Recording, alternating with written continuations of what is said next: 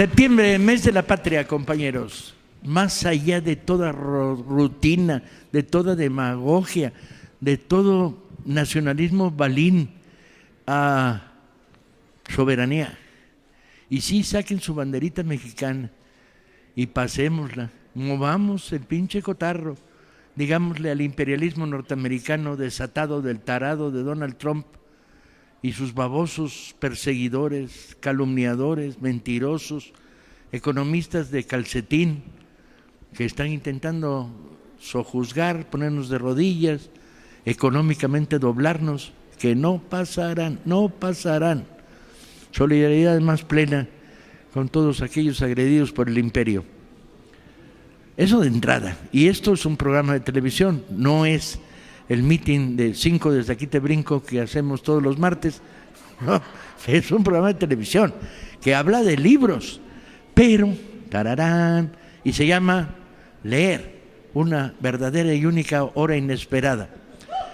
Eso, y se transmite cuando se transmite cuando el Canal 21 lo emite y luego cuando la red maravillosa que ustedes están viendo una barra, Televisión de Tabasco, son a todo a esos cuates, Aguascalientes, el Instituto Colimense de Radio y Televisión, el Sistema de Televisión y Radio de Campeche, estamos en toda la República y se los digo como fiel y auténtico testimonio.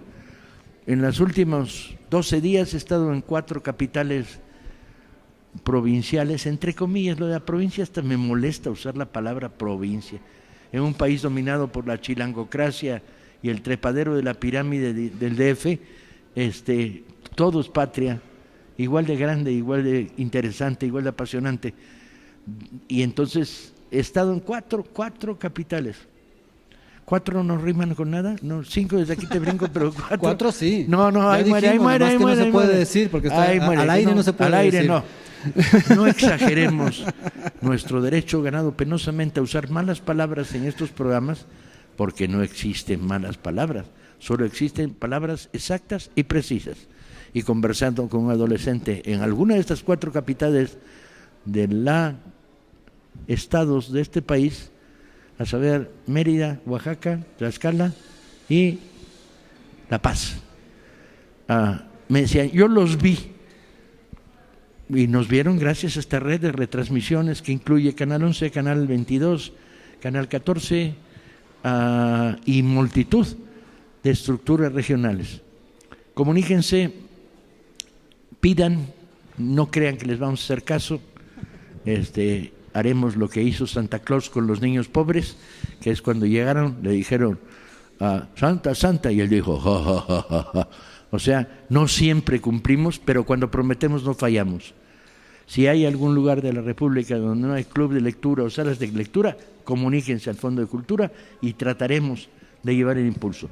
Si hay un lugar en la República donde no hay distribución de libros con la cadena Fondo Educal, veamos cómo demonios lo hacemos. Si hay algún lugar de la ancha y maravillosa República Mexicana en pie frente al imperio, digan dónde, y que vayan los librobuses y lleguen hasta la última esquina del país. El libro abre puertas, rompe fronteras y ayuda un chingo, se lo dice la voz de la experiencia, a resolver problemas de neuronas averiadas. Aunque hay cada pinche libro que avería más neuronas de las que otras, pero bueno, no hablaremos de esos libros. Hablamos de libros que nos gustan mucho y este programa vamos a intentar centrarlo en mexicanismos, en soberanía, en una visión diferente de la narración de la historia. Por eso está con nosotros Pedro Salmerón.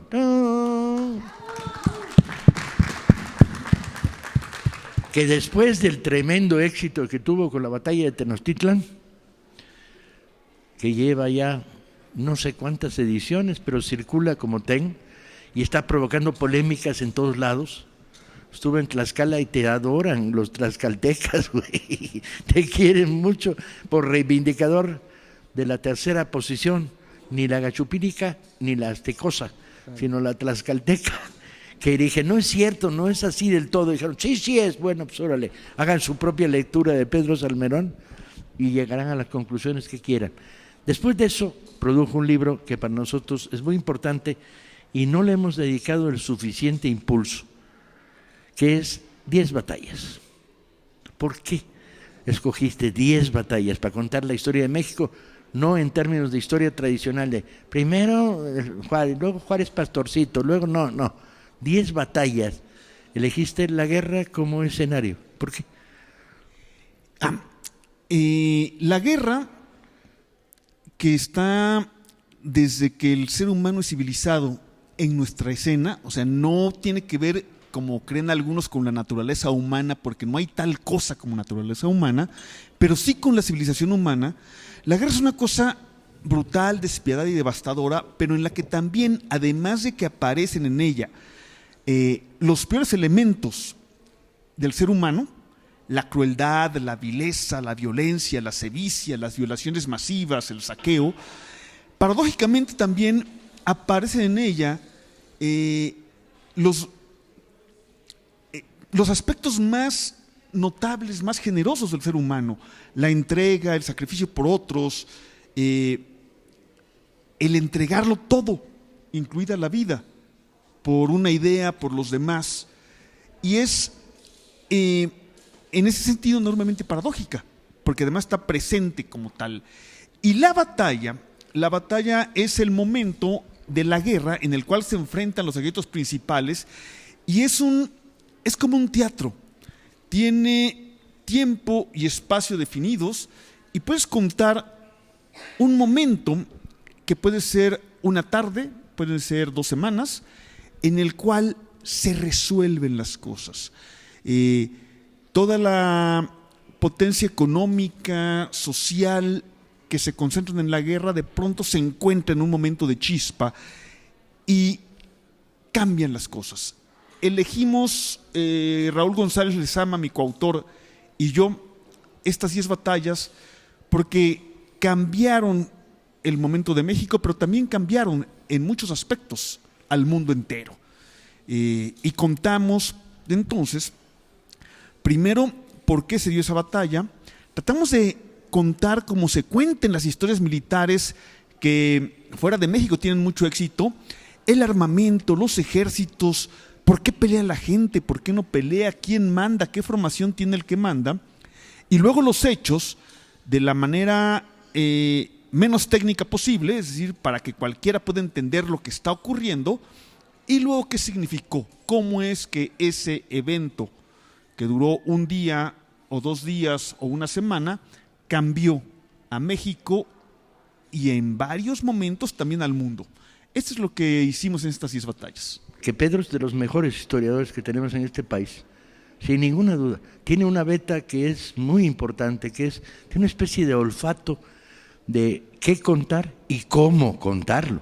Porque el gran problema que encontramos cuando tomamos el poder en el fondo hace 7 años es que no hay historiadores que practiquen historia narrativa, que cuenten para lectores normales y corrientes, más allá de las notas de pie de página y la lectura académica, que cuenten qué está pasando, cómo enfrentar el pasado, cómo releer el pasado. ¿Cómo eligieron esas 10 batallas? Porque fue arbitrario, Pedro.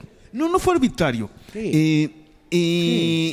Buscamos momentos buscamos los grandes momentos de la historia de México y las guerras que los marcaron, y cuál batalla o cuál momento podía ser el momento de cambio, ¿sí? Y estuvimos pensando, ¿qué es una batalla decisiva? ¿Dónde se resuelve una guerra? Y entonces escogimos esas 10. Puedes decir que es arbitrario porque podemos haber elegido alguna otra en lugar de la que elegimos, pero creo que después de muchos años, Raúl González y yo, de estar platicando historia de México, elegimos estas, pero no solo porque son significativas, sino porque nos permiten meter en escena movimientos sociales, colectivos y personajes individuales, y ponerlos de relieve, ¿no? Hablar del cura Hidalgo, hablar del cura Morelos, hablar de Zaragoza y González Ortega, de Mariano Escobedo, de Pancho Villa, ¿sí? Meterlos y tratar de entenderlos también a ellos, ¿no? ¿Cuáles serían las dos batallas más determinantes de estas 10, según lo que tú fuiste documentando y desde tu ¿Cuál punto es tu de vista? lista? Sí. Y mira, Yo creo que las 10. No, hay así como un... Yo creo que, a ver, porque la primera que es, elegimos la noche de la huida, la derrota de Hernán Cortés y sus amigos, el 20 de junio de 1520, el resultado de esas batallas, al no ser destruida la hueste de Cortés, cambia el mundo. Es fundamental en la primera globalización del capitalismo.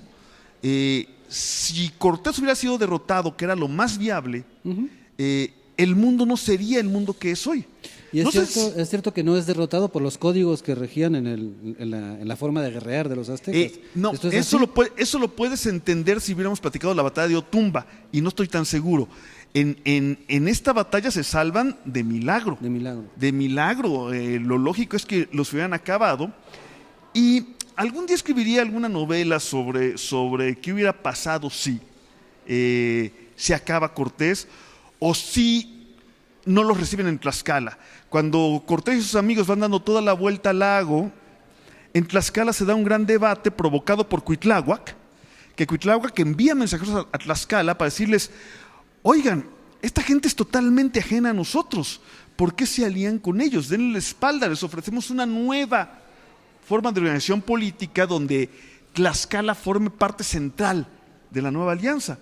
Y hay un gran personaje en Tlaxcala que toma la idea de Cuitláhuac y la presenta en el Senado, que es Xicoténcatl el joven, y se debate muy seriamente entre Xicoténcatl y un personaje del que nadie ha oído hablar, que es Maxixcatzin, que es el que encabeza, digamos, el partido pro-español dentro del Senado tlaxcalteca, y gana, digamos que por 2 votos, la posición de volver a recibir a Cortés y sus amigos, en contra de la posición de aliarse con Tenochtitlan y rechazar a los españoles. Entonces, esto que se ve como absolutamente lógico, que es la derrota de Tenochtitlan, no lo es. En realidad, lo más lógico hubiera sido lo contrario, la derrota de la pequeña expedición española, ¿no? Y eso Entonces, esa tiene implicaciones mundiales, universales. tiene implicación mundial. ¿Por qué? Porque provoca después de 20 o 30 años, el descubrimiento de las grandes minas de plata que van a metalizar esta primera globalización a través del mercantilismo. Y empieza la depredación. Exactamente. Sí. Entonces Está leyendo batallas con mirada hacia adentro, pero mirada ya de futura. Y me parece muy... ¿Pero por qué elegiste Monte de las Cruces? no elegí Montes de las Cruces, elegí la Alhóndiga. Sí, ¿Por qué pues la sí. Alhóndiga? Porque son los 12 días clave, y por ahí hay un libro de John Tutino fundamental sobre el crisol del capitalismo mundial, uno de los libros negros del Fondo de Cultura, en el cual el epígrafe de esa es un texto de Edmundo Gorman que dice: Hidalgo destruyó el dominio colonial. Hidalgo, aunque no lo creamos, solo estuvo 120 días al frente de su hueste, y en ese increíblemente corto lapso de 120 días, destruyó el dominio imperial. Pero podemos reducirlo a 12 días, del 16 al 28 de septiembre, en los cuales va Hidalgo recorriendo la zona de los indios laboríos, de los esclavos mulatos. El indio laborío es aquel que no pertenece a comunidad, ¿sí? Y va destruyendo el eje mina-hacienda, y al cabo de esos 12 días, el 28, ataca la capital mundial de la plata, Guanajuato, y la destruye. ¿Pero qué es lo que destruye? Lo que destruye es el eje de la explotación y de la sujeción.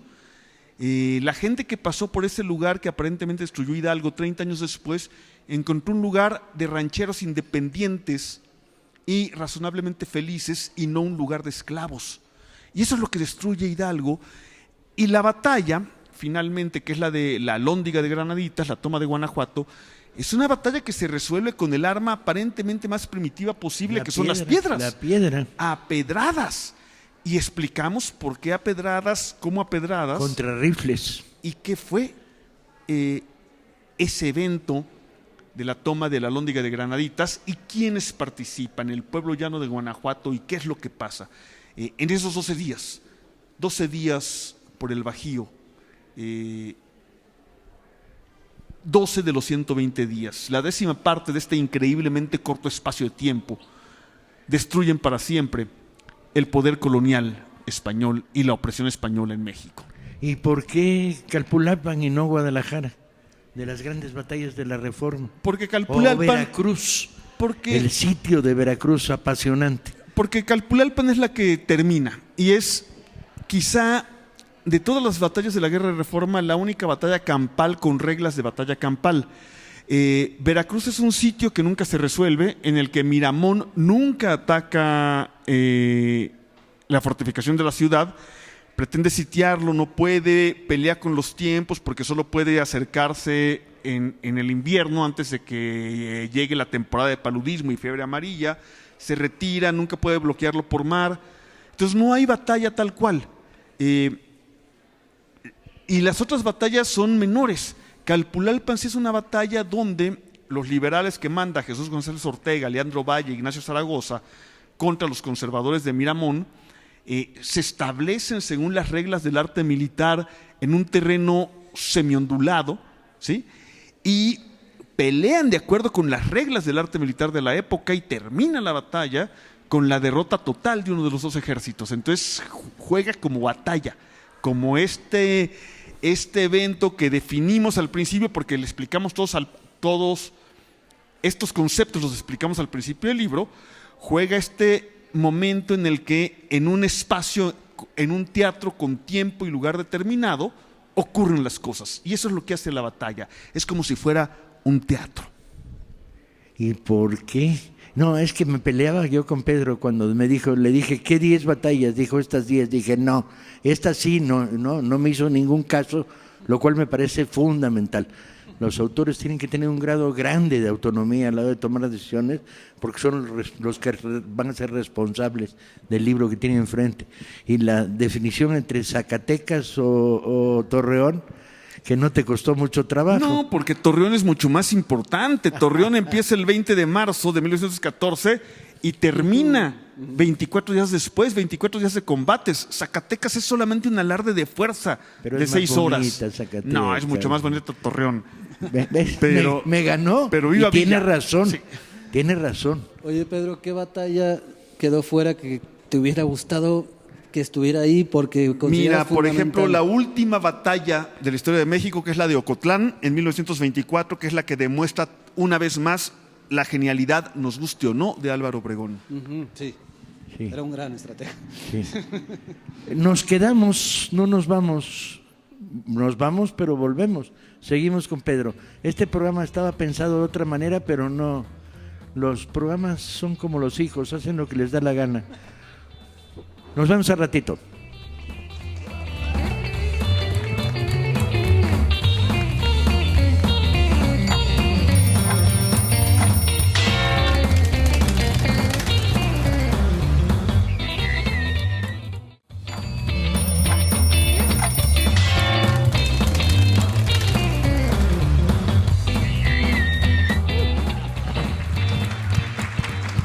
Se encuentra con nosotros la capitana Marvel, Rocío Martínez Braz, Hola, Paquito Taibo, Pedro Salmerón porque y a trae todos un libro los potente que están por aquí. que seguirá Emanuel. después de que sigamos preguntándonos por qué leer 10 batallas que cambiaron a México se vuelve un libro, entre otras cosas, porque hasta los que conocen estas 10 batallas se van a sorprender. Hay un nivel de profundidad que no es habitual, porque le metieron no solo narrativa, le metieron profundidad, investigación. Había batallas que están tan mal contadas. Por ejemplo, las batallas del Bajío. Las batallas del Bajío, que empiezan en Estación Guaje, hoy Villagrán, Guanajuato, el 6 de abril de 1915, y terminan en León el 5 de junio de 1915, se habían contado siempre siguiendo la ruta de Álvaro Obregón y siguiendo la narración de Álvaro Obregón. Incluso los mejores historiadores de la Revolución lo habían hecho así, porque finalmente Obregón había ganado y los mejores historiadores de la Revolución no querían contar lo militar. Por ejemplo, don Friedrich Katz don Federico Katz, en sus maravillosos libros, lo que busca es estudiar otras cosas y no lo militar. Entonces en lo militar simplemente sigue o da por buena la explicación de Álvaro Obregón. Arnaldo Córdoba lo que quería estudiar era la ideología y la propaganda, no lo militar. Adolfo Gili quería estudiar lo social, no lo militar. Paco Taibo quería estudiar la psicología y la sociología de un personaje en particular, Pancho Villa. Y sí quería contar lo militar, ni te atrevas a decir lo contrario. Lo militar, pero a través del personaje. Sí, pues a través del a través villismo. del personaje. Entonces, lo que nosotros habíamos encontrado desde un libro anterior, 1915, México en Guerra, fue contrastar la versión de Álvaro Obregón. Había sido un libro que me costó mucho trabajo, que no podía terminar hasta que entendí que todas las versiones lo que hacían, incluso las versiones villistas, Juan B. Vargas, Alberto Calzadías, Federico Cervantes, lo que estaban haciendo era siguiendo la ruta de Álvaro Obregón. Y cuando quito la lupa de Álvaro Obregón pude entender los hechos, pero también entender la técnica militar. Por ejemplo, entendimos que no hay ninguna copia de la Primera Guerra Mundial, o sea, no hay ninguna, y eso también lo dijo Paco, si no hay ninguna contraposición entre modernidad y atraso en el enfrentamiento entre Obregón y Villa. Villa ya había enfrentado con mucho éxito en la batalla de Torreón, el capítulo 9 de los 10 de este libro, posiciones atrincheradas, con nidos de ametralladoras, con alambres de púas, con faros, que no tienen que ver nada con la Primera Guerra Mundial, tienen que ver con guerras anteriores, la guerra ruso-japonesa de 1905, la guerra de los Balcanes de 1912, incluso en términos de organización de trincheras con la guerra de secesión o con la guerra de Crimea o la guerra franco-prusiana del siglo anterior. No tienen que ver con la Primera Guerra Mundial. Lo que instrumenta Álvaro Obregón en Celaya, en contra de lo que habían dicho los historiadores militares de México, no es la Primera Guerra Mundial, son guerras anteriores que además Pancho Villa entendía perfectamente. Entonces entendimos, por ejemplo, con 2 o 3 narraciones, que no hay cargas de caballería en Celaya ni en León. ¿En qué consisten las cargas villistas? Van los jinetes en ancas de los caballos, van los infantes en ancas del jinete, y cuando se acercan a 300 o 400 metros de la línea de fuego, se bajan y caminan y cargan a pie, no a caballo. No hay cargas de caballería porque es absurdo cargar en líneas de jinetes contra posiciones atrincheradas, contra gente que tiene un arma, un fusil Mauser de repetición que le pega al blanco a 400 metros y que disparas 1, 2, 3, 4 tiros 7. hasta que te cargas los 8 cartuchos. Entonces encontramos simplemente el desmontar la leyenda falsa de las cargas de caballería, ya cambia toda la idea de la batalla de Celaya y de las batallas del Bajío. Porque también nos metimos en la técnica militar, cómo funciona un fusil, cómo funciona una piedra en la lóndiga, ¿sí? ¿Por qué un fusil de repetición? ¿Por qué una piedra? ¿Por qué, por ejemplo, los mexicanos contra los franceses en Puebla siempre buscan la defensa y nunca el ataque? Porque el ataque contra el armamento francés es suicida. Y la única manera que tiene el ejército mexicano de sostener y retrasar la ofensiva enemiga es en posiciones defensivas. Entonces, ir entendiendo esas cosas y explicarlas o tratar de explicarlas. Y la verdad es que nos divertimos mucho, Raúl González y yo, escribiendo este libro. Nos ha gustado, lo hemos llevado a varias ciudades y esperamos seguirlo llevando a muchos lados. Lo haremos, lo haremos. ¿Sabemos cuánto cuesta? 149 pesos costaba. ¿Sí? Sí, 149 pesos. Ese es un verdadero récord. Véase el grosor. No, el grosor se enseña del lomo, Pedro, para que vea. 300 páginas. Son 30 páginas por batalla que te puedes leer en 2 días, 3 días y que cada una es independiente de la otra, ¿no? Son como 10 cuentos. Además, un libro que te abre lectura de la historia, sin duda. a partir de curiosidades te va abriendo otros caminitos. El camino de Hidalgo, el camino de los liberales, el camino de Puebla 1, Puebla 2, ¿no? Apasionante. Y sí, Pedro va a seguir llevando el libro de un rancho a otro, incluido el rancho DF. No, iba a plantearle a un experto una paradoja, a ver si es cierto. Sin embargo, creo que los grandes triunfos a lo largo de la historia de México ha sido la guerra de guerrillas, más que las batallas o no. Contra el enemigo extranjero, sí.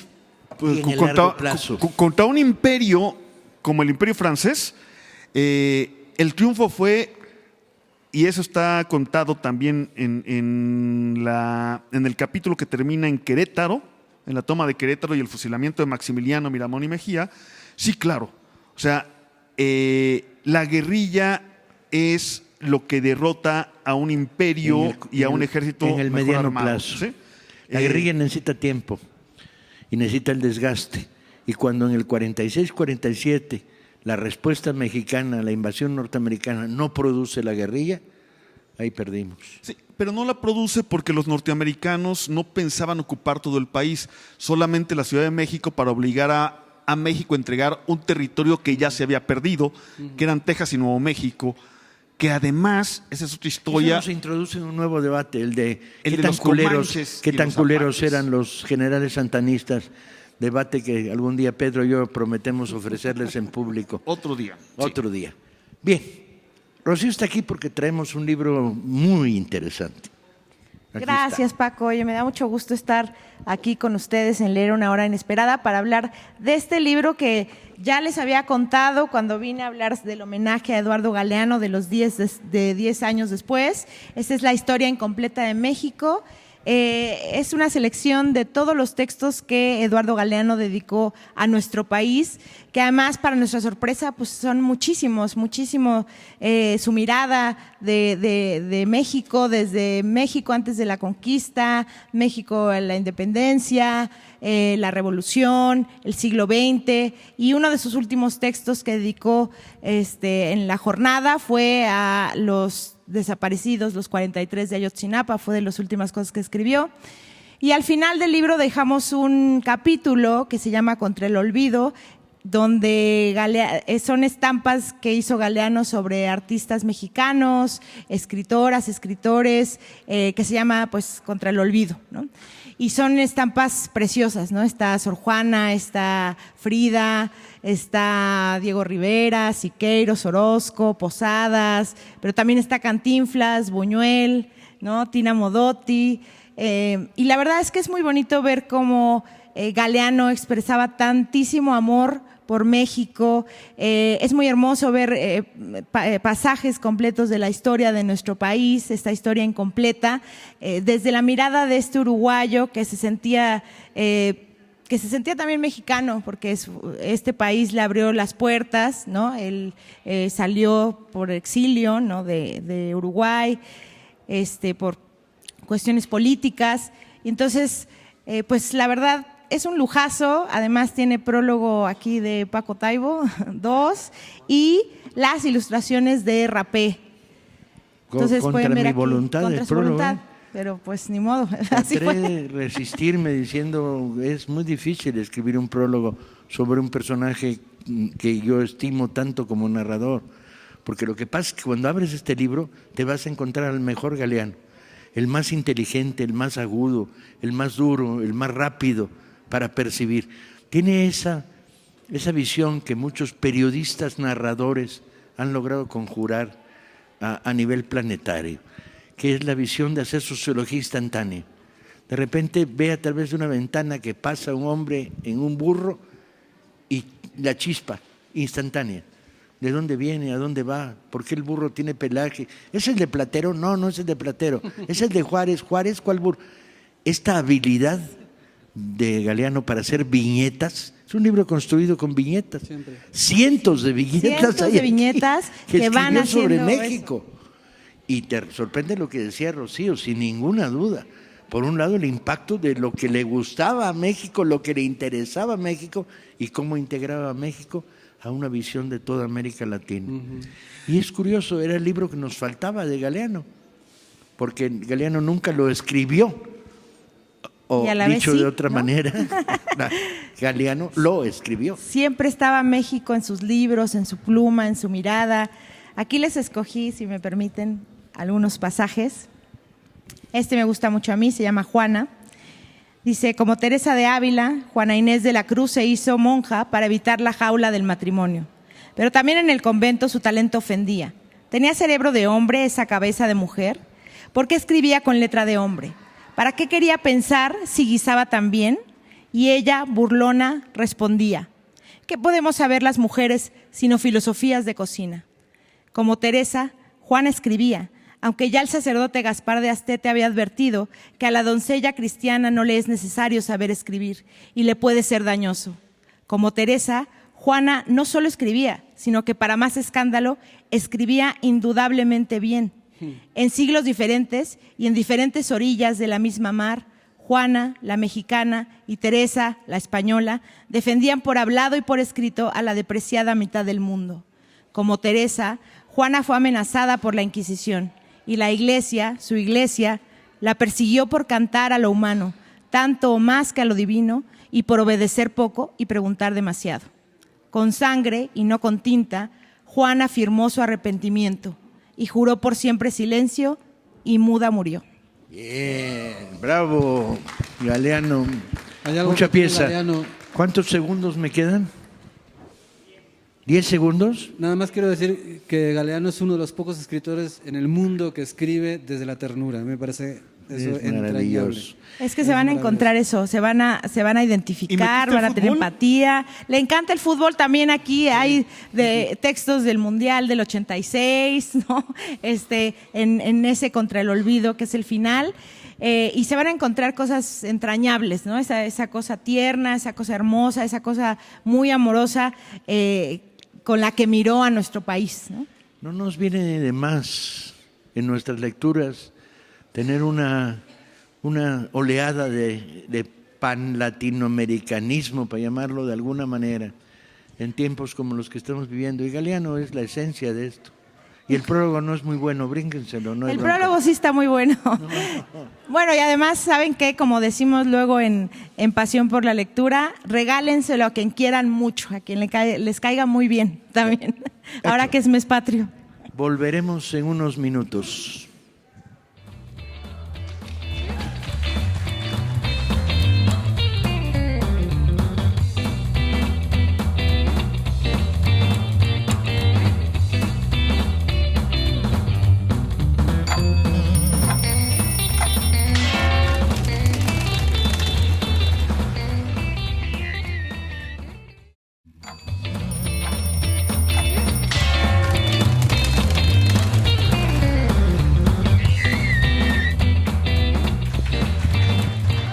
Estamos de regreso en su programa favorito, Leer una hora inesperada. Y bueno, Imanol nos trae un tema muy interesante, negritud.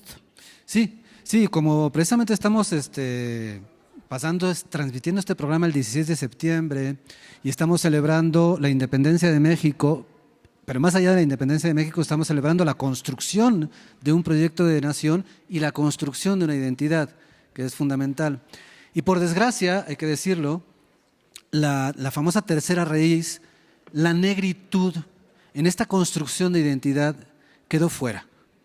Quedó excluida durante mucho tiempo y los descendientes de aquellas personas que fueron traídas de África como esclavos para ser explotadas, para ser esclavizadas en las haciendas y en las fincas y en los campos de la Nueva España, esos descendientes no fueron integrados en la construcción de la identidad. La identidad se basó sobre todo en el tema del mestizaje, lo indígena, lo blanco, y la conjunción de estas dos vertientes da como resultado la raza de bronce.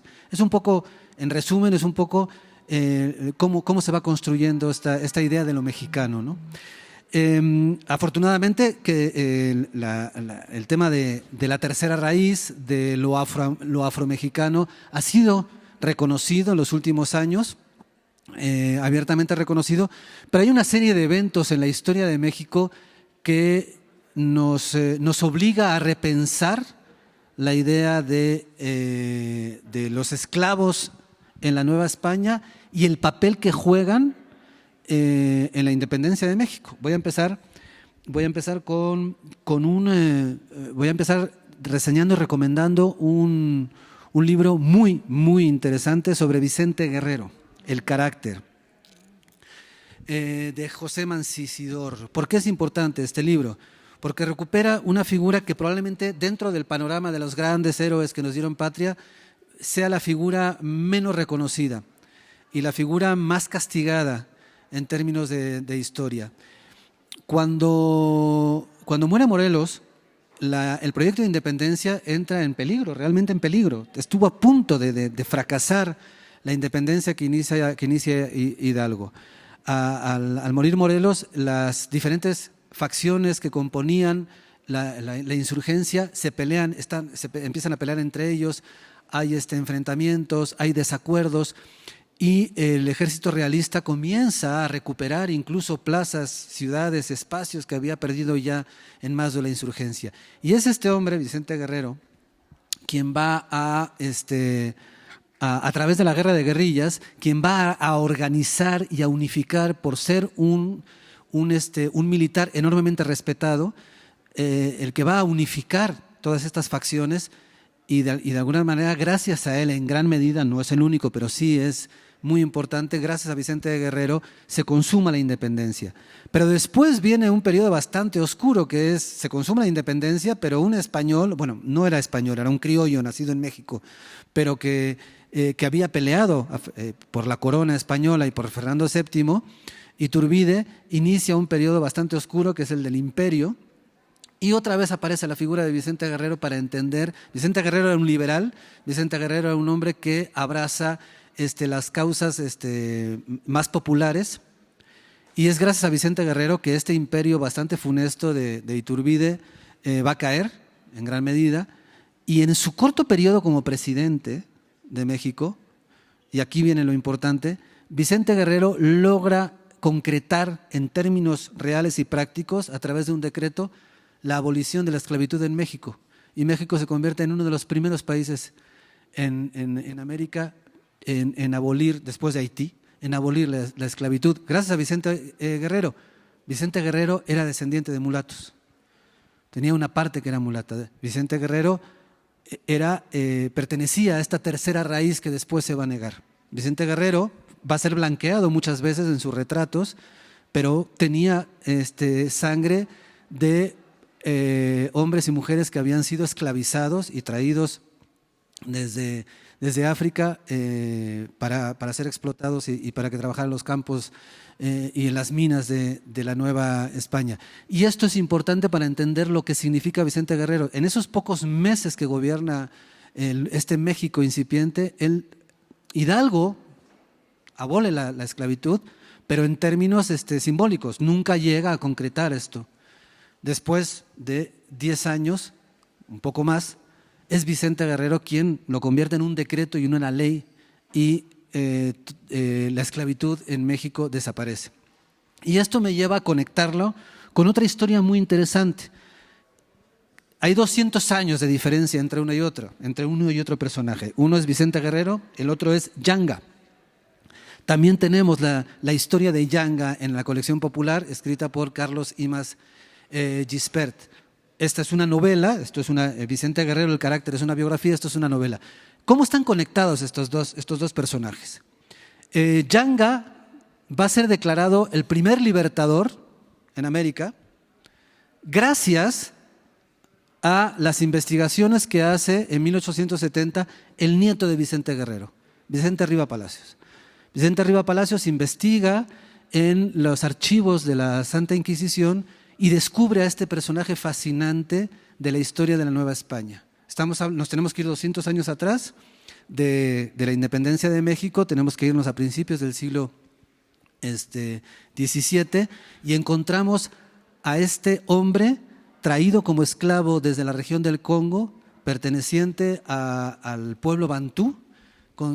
Parece ser, no hay mucha información, pero parece ser que pertenecía a la aristocracia del pueblo bantú, fue traído como esclavo y él encabeza una revuelta de esclavos en la Nueva España a finales del siglo XVI y escapan a la sierra de Veracruz, cerca de Córdoba, en esa región, se refugian estos hombres y estas mujeres, esclavos que huyen, cimarrones, los conocían como cimarrones, y desde ahí van a empezar una constante agresión a lo que era el Camino Real, que iba de Veracruz a la Ciudad de México, que era súper importante porque por ahí pasaba toda la riqueza que estaban expoliando y depredando la metrópolis, el reino español de Nuevo México.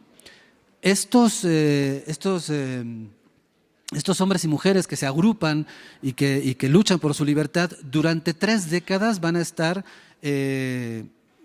atacando esta línea súper importante para la riqueza de la corona, hasta que al final, desesperado, el virrey de la Nueva España les da la libertad y los declara. Es la primera comunidad liberta.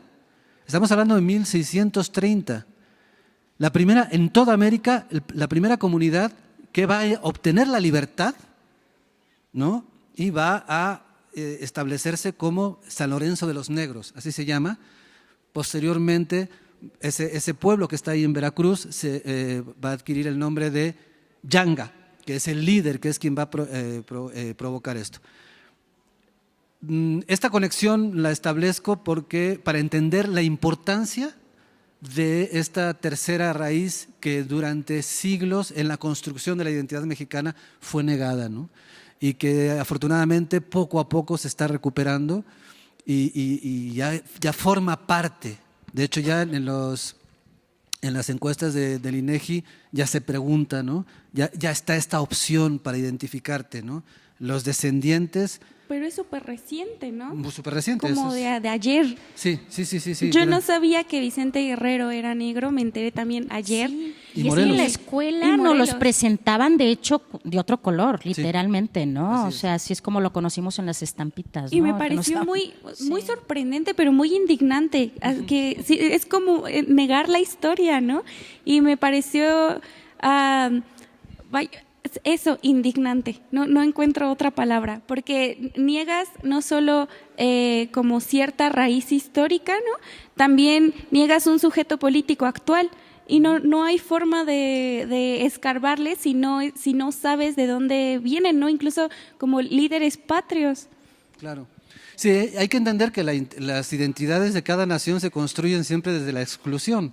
Y ahorita se está haciendo un trabajo fascinante, me parece a mí, de inclusión. Así como se está reconociendo esta tercera raíz, que no tendría por qué ser tercera raíz, sino la presencia de afrodescendientes. También se está reconociendo el fundamental papel de las mujeres en la construcción de la identidad, etcétera. Pero es interesante, estamos viviendo una época en donde Las lenguas originarias. los pueblos originarios y su verdadera importancia, porque estaban confinados a los museos, pero la realidad, entender que la identidad plurilingüe de México, algo que han luchado, por ejemplo, gente como Yasna Yahil, ¿no? Desde sus artículos, desde sus ensayos, que ha pedido que se reconozca, porque el proyecto de nación que se funda en un principio es monilingüe, es español y es europeizante, y se va a dejar afuera a las comunidades originarias y a sus lenguas, ¿no?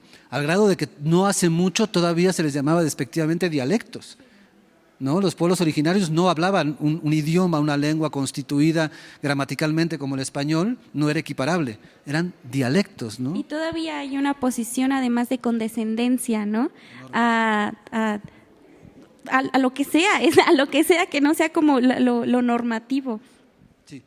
Sí, y por eso es importante, de alguna manera, estas historias que recuperan personajes que fueron fundamentales para la construcción de la identidad y que de alguna manera han sido excluidos.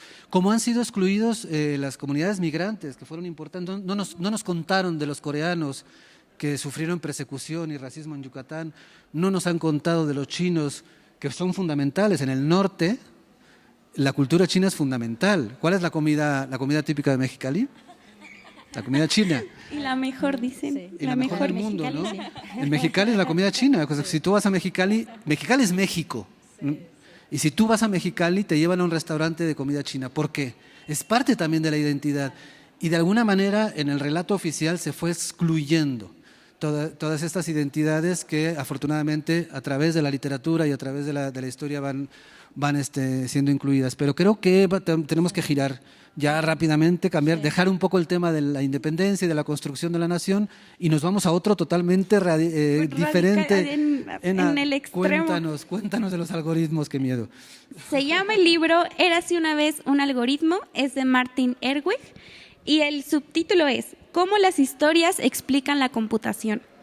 Es un libro de divulgación científica y yo me le acerqué con mucha curiosidad porque eso, ¿cómo las historias explican la computación? A ver, lo que hace Martin Erwig es explicar primero qué es un algoritmo de forma muy sencilla y a partir de ahí te da como un panorama muy general, pero con bases como muy sólidas sobre la informática, sobre el mundo de la informática.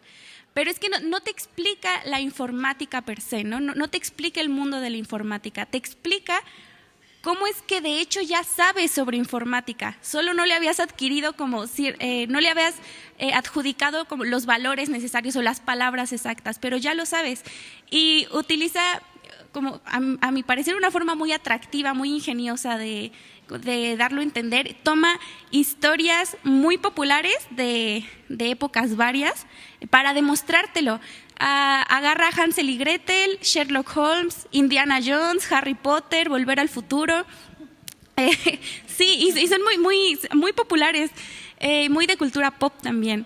Y lo que hace es irte un poco revelando cómo identificas dentro de estas historias bases muy sólidas de informática y que las tenemos, son muy naturales de hecho, como en el cauce de cómo la humanidad en general ha logrado resolver problemas desde los más ínfimos como salirse de la cama hasta los más complicados que se puedan imaginar.